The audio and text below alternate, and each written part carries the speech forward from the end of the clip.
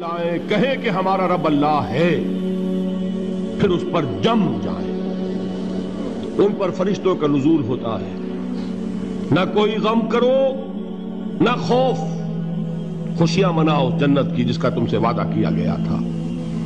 اللہ کی ربوبیت پر اطمینان جب انسان کو ہو جاتا، میرا رب اللہ ہے، ربی اللہ، انسان کے لیے نہ کوئی کھٹکا، نہ کوئی خطرہ، نہ کوئی خوف، نہ کوئی حزن۔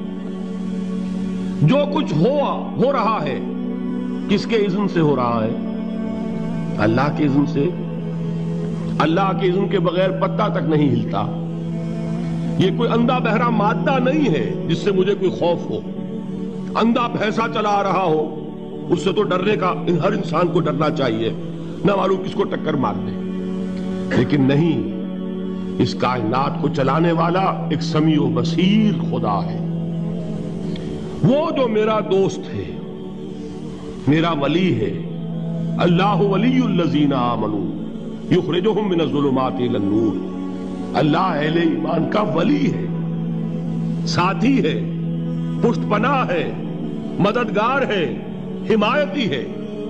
بتائیے جسے یقین ہو جائے کہ اللہ میرا مددگار، اللہ میرا محافظ، اللہ میرا پشت پناہ، اللہ میرا حمایتی، اس کے لیے کوئی خوف ہوگا؟ اس سے کوئی ڈر ہوگا؟ میں مثال دیا کرتا ہوں ایک بہت سادہ، پنجاب کے دیہات کی۔ وہ بڑا چودھری ہے اور کوئی غریب کسان ہے۔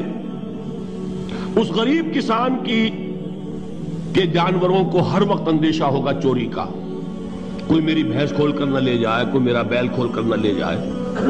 لیکن جس کے بارے میں یہ سب کو معلوم ہو کہ وہ جو بڑا چودھری ہے وہ اس کا دوست ہے، اس کی بچیا کو کوئی خوف ہوگا؟ اس کی بھینس پر کوئی ہاتھ ڈالے گا؟ اسے کوئی اندیشہ ہوگا؟ نہیں۔ کیوں؟ کہ وہ بڑا چودھری، بڑا اس کا یہاں کا سردار، جاگیردار، سب کو معلوم ہے وہ میرا دوست ہے، کوئی میرے خلاف اقدام نہیں کر سکتا۔ اس دنیا میں یہ چھوٹی سی بات اگر آپ کے دلی اطمینان اور سکون کا باعث بن سکتی ہے تو ذرا تصور کیجئے۔ میں لفظ تصور استعمال کروں گا صرف اس لیے کہ اس کا ہم جس کو کہتے ہیں ادراک اور شعور کر نہیں سکتے، اگر کے ساتھ کر سکتے۔ اگر یقین ہو کہ اللہ میرا مددگار اور یقین ہو کہ اللہ ہر آن میرے ساتھ ہے، پھر کوئی خوف؟ کس کا خوف؟ کوئی شے اللہ سے بالا تر ہے؟ کوئی قوت اس سے زیادہ طاقتور ہے؟ کوئی اس کے ارادے کو بدلنے والا ہے؟ کوئی اس کی مشیت کے آڑے آنے والا ہے؟ یہی بات ہے جو حضور نے فرمائی، یہ ایمان کا حاصل ہے لب لبا، کہ دیکھو اچھی طرح اس بات کو ذہن نشین کر لو، اگر تمام انسان مل کر تمہیں کوئی نقصان پہنچانا چاہے نہیں پہنچا سکتے، مگر جو کچھ اللہ نے لکھ دیا ہو، اور تمام انسان مل کر تمہیں کوئی نفع پہنچانا چاہے نہیں پہنچا سکتے، مگر وہ شے جو اللہ نے طے کر دی۔ آپ پھر میں کہوں گا ذرا طاری کیجئے، اسے فرض کیجئے، اسے سوچئے۔ اگر اس حدیث پر ہمارا دل ٹھکا ہوا ہو تو کسی سے ڈر ہوگا؟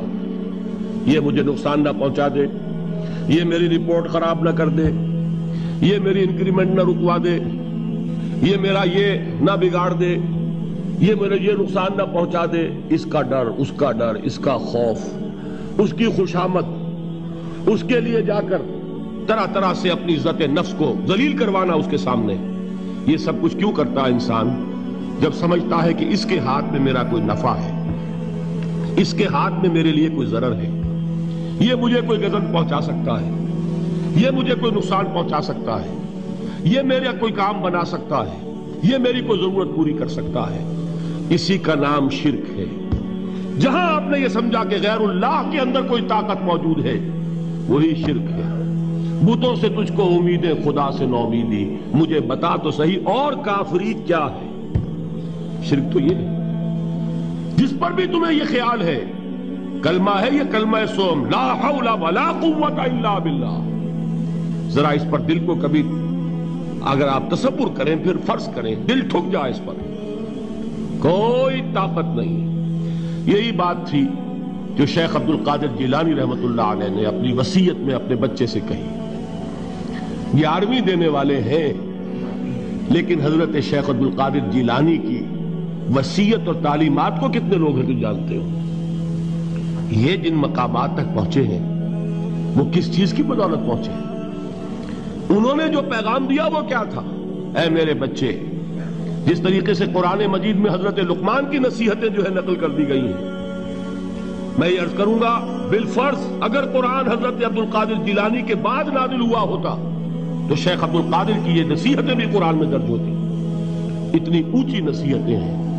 اے میرے بچے، اس حقیقت کو ذہن نشین کر لے، لا فاعل فی الحقیقت ولا مؤثر الا اللہ. اس کائنات میں نہ کوئی فاعل حقیقی ہے نہ مؤثر حقیقی ہے سوائے اللہ کے. کسی شے میں کوئی تاثیر نہیں اگر اللہ نہ چاہے. آگ جلا نہیں سکتی اگر اللہ نہ چاہے. پانی ڈبو نہیں سکتا اگر اللہ نہ چاہے. زہر ہلاک نہیں کر سکتا اگر اللہ نہ چاہے. کوئی چیز فائدہ نہیں پہنچا سکتی اگر اللہ نہ چاہے. تو در در پہ کیوں سر جھکاتے ہو؟ در در پر کیوں جبیں سائی کرتے ہو؟ سب کے سامنے کیوں ہاتھ پھیلاتے ہو؟ ایک اللہ سے مانگو. ایک اللہ کے سامنے جبین پر اپنی جبین رکھو. لا فاعل فی الحقیقت ولا مؤثر الا اللہ. نظر آتا ہے ہمیں کہ پانی پیاس بجھا دیتا ہے. پیاس بجھانے کی صلاحیت پانی میں نہیں ہے، اللہ کے اذن سے. کھانا بھوک مٹا دیتا ہے، بھوک مٹانے کی صلاحیت کھانے میں نہیں ہے، اذن رب میں. دیکھیے یہی یقین تھا. حضرت موسیٰ علیہ السلام کا واقعہ یاد کیجئے. سامنے سمندر آ گیا ہے، قوم دیکھتی ہے پیچھے کہ گرد و غبار کا طوفان ہے. معلوم ہوا کہ فرعون اپنے لشکر سمیت آ گیا ہے. لشکر جب چلتا تھا تیز رفتاری کے ساتھ تو گرد و غبار کا جو طوفان اٹھتا تھا اس کا تصور کیجئے. اور لمحہ بلمحہ وہ قریب آ رہا ہے. پوری قوم نے کیا کہا؟ اے موسیٰ انا لمدرکون، اے موسیٰ ہم کو پکڑے گئے. قرآن مجید میں تو یہاں وہ باتیں نہیں لکھی ہے، لیکن تورات میں یہ درج ہے کہ بنی اسرائیل جھگڑنے لگے، دست و گریبان ہو گئے موسیٰ کے ساتھ. موسیٰ ہمیں یہاں مروایا لا کر، اس سے تو ہم ہی بہتر تھے. وہاں کھانے کو ملتا تھا، زندگی تو تھی، بیگار ہم کر رہے تھے، موت تو نہیں تھی. اب جو کچھ ہوگا اس کا تصور کرو، جس طریقے سے ہمارے ٹکڑے اڑائے جائیں گے. تو لڑ رہے ہیں حضرت موسیٰ علیہ السلام سے. یہ تورات کی تفصیل ہے. قرآن میں صرف اتنا آیا ہے، پریشان ہو کر انہوں نے کہا انا لمدرکون، موسیٰ ہم تو پکڑے گئے. اس وقت موسیٰ کا جواب کیا ہے؟ کلا ان معی ربی سیہدین. نہیں، میرے ساتھ میرا رب ہے، وہ راستہ دے گا. بتائیے کہاں راستہ نظر آ رہا ہے؟ یہ ہے ایمان بالغیب. راستہ نظر نہ آئے تب اللہ پر یقین ایمان ہے. جیب میں پیسے ہوں اور تب دل کو اطمینان ہے تو ایمان کس پر ہوا؟ پیسے پر، اللہ پر نہیں. جب وسائل و ذرائع نہ ہوں اور پھر یقین ہو کہ اللہ مسبب الاسباب ہے، وہ اسباب کا پابند نہیں ہے، وہ اسباب کا محتاج نہیں ہے، اسباب اس کے محتاج ہیں. اگر یہ یقین ہے تو اللہ پر ایمان ہے. یہ نہیں ہے تو تمہارا ایمان اسباب پر ہے، وسائل پر ہے، ذرائع پر ہے، مادیات پر ہے، اللہ پر نہیں. اس وقت کہاں راستہ تھا؟ کوئی راستہ تھا؟ سمندر ہے اور ادھر سے لشکر آ گیا ہے. کلا ان معی ربی سیہدین.